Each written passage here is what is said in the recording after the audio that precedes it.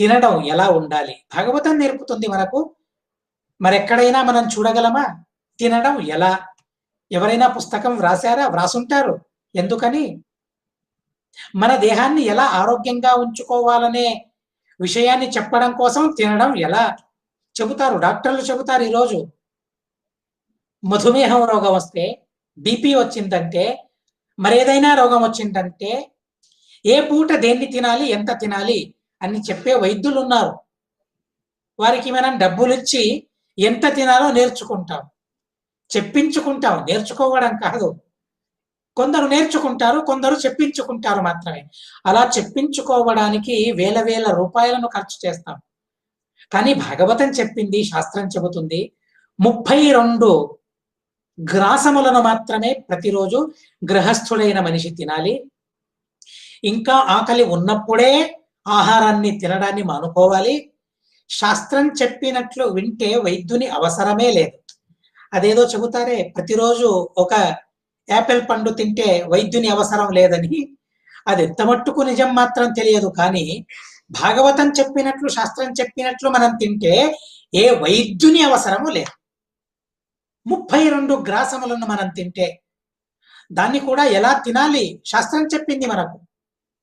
శాస్త్రం చెప్పినట్లు మనం వింటే అసలు ఏ వైద్యుని అవసరము మనకు లేదు. ఇంద్రియ ప్రీతిని ఉద్దేశించి మనం తినకూడదు. ఈ ఒక్క మాట చాలు. అసలు మనిషి ఆరోగ్యంగా ఉండటం మాత్రమే కాదు, ముక్తిని సంపాదించుకోవడం కూడా దీనివల్ల మనకు సాధ్యమవుతుంది. ఆ మాటను చెబుతూ ఉన్నారు. భరతుని గుణాన్ని చెబుతూ ఉన్నారు. భరతుడు ఎలా ఉన్నాడు, ఎలా తను ఆలోచించాడు, దేన్ని ఆచరించాడు. ఆలోచించడం మాత్రమే కాదు, ఆలోచించిన వాటిని ఆచరించడం కొందరికి సాధ్యం కాకపోవచ్చు. కానీ భరతుడు అలాంటి వాడు కాదు. ఆలోచించిన దాన్ని ఆచరణలో చూపించాడు. తను ఆచరణలో చూపిస్తూ ఉన్నాడు. తినాలి ఎందుకోసం? బ్రతుకు తెరువు కోసం. ఆ బ్రతుకు తెరువైనా ఎందుకు? సాధన చేయడం కోసం. బ్రతుకే లేకపోతే సాధన ఎలా సంపన్నమవుతుంది? కనుక సాధించాలనే ఉద్దేశంతో జీవించాలి. జీవించాలంటే, బ్రతకాలంటే ఏదో తినాలి. అది ఏదైనా పర్వాలేదు. ఇదే కావాలి అని కోరుకుందా ఏనాడైనా మన ప్రాణం? మన ఆయుష్యం కోరుకుందా?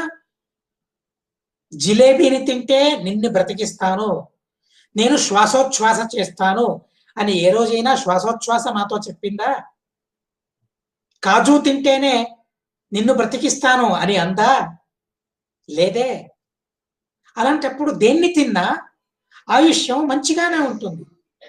దేన్ని తిన్నా మనం శ్వాసోచ్ఛ్వాస అందరికీ ఉండనే ఉంటుంది. కనుక ఇంద్రియ ప్రీతిని ఉద్దేశించి తినడం ప్రారంభిస్తే మనిషికి అధోగతి. కానీ బ్రతుకు తెరువు కోసం, ఆ బ్రతుకు తెరువు ఎందుకు? సాధనం చేయడం కోసం బ్రతుకు తెరువు. ఆ బ్రతుకు తెరువు కోసం తినడం అయితే తను సద్గతిని పొందగలుగుతాడు. అలా ఆలోచించాడు ఆ భరతుడు, బ్రాహ్మణుడైన భరతుడు.